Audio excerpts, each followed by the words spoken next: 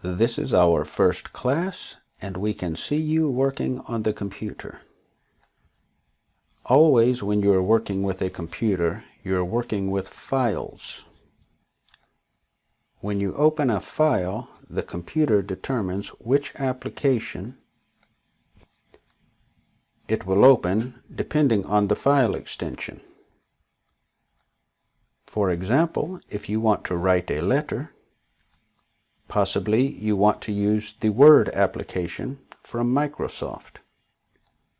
The .doc and .docx extensions are used after the file name to tell the computer to use the application Word when opening these files and interpreting their contents. If you want to use a simpler application to take notes or something, a .txt extension opens the Notepad application. Or possibly you want to use a spreadsheet. Files with the .xlsx extension open Excel. One more. Possibly you want to work with your web page. The .html file extension tells the computer to open the web browser. Usually it's not necessary to change the automatic settings set by the computer, but sometimes you want to set a preferred program to open a certain file type. For us, we're going to set the computer to open Visual Studio Code when we open files with the .js extension. VS Code is an IDE, an Integrated Development Environment. This is a type of program used to help programmers write their code. VS Code is free, but very powerful and popular. Here you can see all the colors. The presence of these colors is one of the services provided by the IDE to help us make sense of our code. An IDE has hundreds of services to help us program. Thank goodness. First, you have to install the IDE on your computer. After that, you can use the IDE to open JavaScript files, change the file, add to the file, make new files, and then save them back to the hard drive.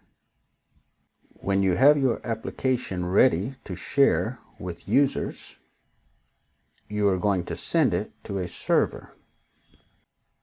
From there, the users can get your application. Possibly they will use your application directly through a server connection, or they'll download the application and install it on their hard drive. Either way, your application will give the users access to data. Always, always, always, your applications will manage data. Access it, display it, change it, and possibly resave it. The data can be on the same server as your application, or it can be saved on a separate database. But when we're working on our code, we're almost always thinking in terms of our own machine and the memory inside of it. Therefore, we need to talk about where the data really is when you are using it. Your application and the files it's using are stored on your hard drive. To work on the files, the information has to move from the hard drive to the processor, the CPU, Central Processing Unit. The problem is that the CPU is thousands of times faster than the hard drive.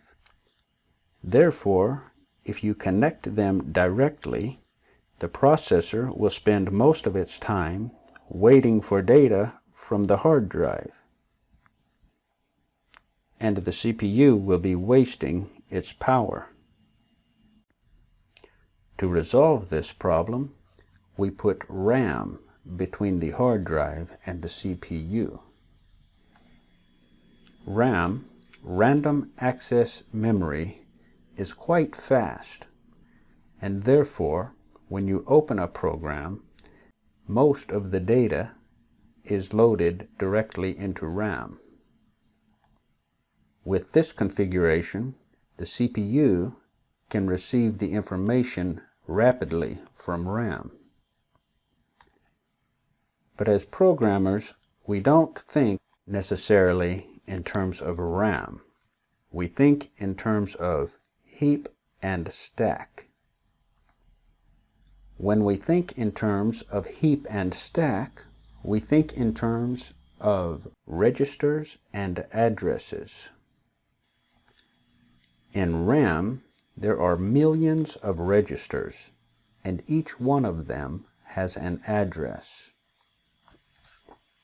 To connect our lines of code to the data inside of these registers, we will use variables. On the screen, you can see that our JavaScript file is stored on the hard drive along with other files. When we initiate our JavaScript file, the contents inside of it are loaded into RAM. But this information isn't simply copied from the hard drive into RAM, but the lines of the code are read one at a time. And the application that's reading the file determines where to put each piece of data. When you're speaking of programming and the loading of data, we think in terms of variables and three types of data: the variable, the primitive, the object, and the function. The variables connect us to our data. When we want to use some data, we use a variable to get it. A variable is composed of a string of letters. The letters form a word, but this word does not have a meaning to the program. It's only used to access the data. And you can use whatever word you want. In JavaScript, we use a standard that says that the first letter of a variable should be a small letter. Standards or conventions are used to make it easier when programmers share code or work together in projects. These conventions make the code easier to read. Lines of code can become very complex and difficult to read. Every little thing helps. Therefore, not following the conventions is not good. When initializing a JavaScript file and the information is loading into RAM, the first thing that happens is the variable declaration. This means that the variables are put into memory and organized. Specifically, they are put into the stack. This area of RAM, called the stack, is relatively small and specialized for super fast access. Each line of your code is going to access data and it's going to do it through variables. Therefore, you want your variables to be found as fast as possible. After we have access to the variable, we have access to what we really want, the data. As we said earlier, there are three kinds of data: the primitive, the object, and the function. A primitive is a simple kind of data. It can be a number, the value of true or false, or it can be a string. A string is a line of letters inside of apostrophes, and we use it to create words and paragraphs read by humans. A string is not intended to be read by the application. A fundamental principle of a primitive is that it's stored in the stack along with its variable. Objects are containers of information. Data inside of an object is in the form of properties. A property has two parts. The first part is the name and is like a title. And like a variable, we have access to the data through the name. The name is separated from the data, the values, by a colon. The value is the data that we want to use. There is no limit to how many properties an object can have. Therefore, an object can become very large. When we use the word variable, we are talking about the name outside of the object that points to the object.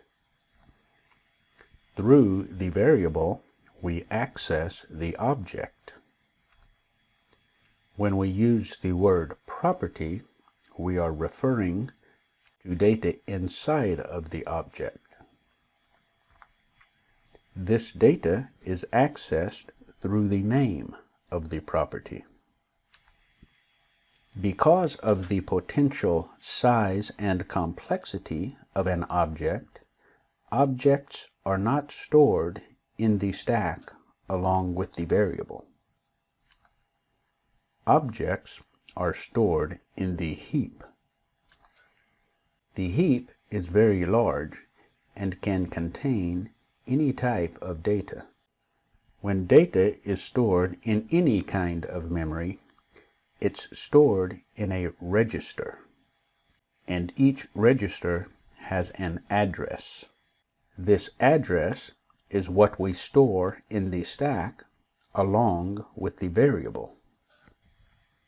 Be sure that you are very familiar with this configuration and process, because you will need to hold it in your brain while you are writing and thinking about your code.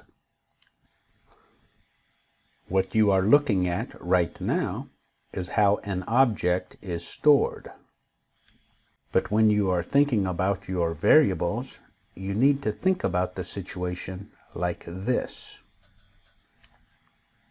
We think about the value in the stack as a pointer, pointing to the data in the heap. First, you need to understand how it is stored, and then you need to see the situation from the point of view of a pointer. When a variable in one of your lines of code wants to connect to a piece of data, the computer is going to search for the variable in the stack, and this is very fast. After finding the variable, the computer immediately has access to the address where it is stored in the heap. Imagine if the computer had to search for the data directly in the heap. The process would be very slow because the heap is very large with a lot of data. Finding the variable and the address of the data in the stack first is very fast. The variable myObj2 points to an object as well, but this object is empty. It's not large because there's nothing in it, but it's stored just like any other object because after storing it, we can add properties.